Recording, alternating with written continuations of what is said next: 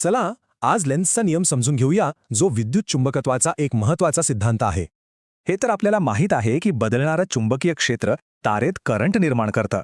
पण हा करंट कोणत्याही दिशेने वाहत नाही.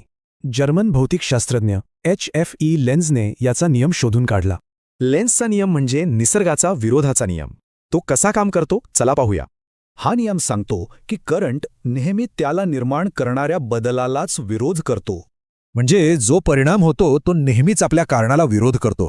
किती सोपं पण शक्तिशाली आहे हे. चला तर हा विरोध एका सोप्या उदाहरणातून पाहूया. एक चुंबक आणि एक तारेचं वेटोळं.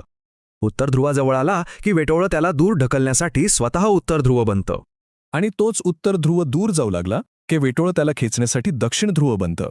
म्हणजे महत्वाचं काय तर चुंबक जवळ येवो व दूर जावो ही प्रणाली बदलाला विरोधच करते.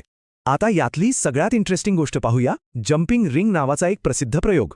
कॉईलमध्ये करंट सुरू होताच वरच्या दिशेने चुंबकीय क्षेत्र तयार होतं आणि रिंग लगेच या बदलाला विरोध करते. हा विरोध इतका जोरदार असतो की ती रिंग हवेत उंच उडी मारते. पण मग प्रश्न येतो की असं का होतं? हा प्रवाह नेहमी बदलाला विरोधच का करतो? एक क्षण विचार करा, जर लेन्सचा नियम उलटा असता तर? म्हणजे जर करंटने बदलाला मदत केली असती तर? चुंबकाला एक छोटासा धक्का दिला असता तर करंटने त्याला अजून आत ओढलं असतं. आणि मग हा करंट स्वतःच वाढत गेला असता. आपल्याला मिळाली असती मोफत ऊर्जा.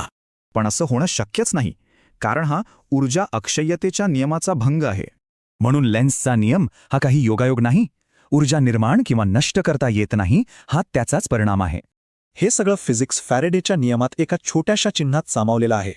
हे आहे ते समीकरण. एप्सिलॉन म्हणजे प्रेरित बल आणि d∅b/dt म्हणजे चुंबकीय क्षेत्रातील बदलाचा दर. पण या सगळ्यात महत्त्वाचं आहे हे ऋणचिन्ह.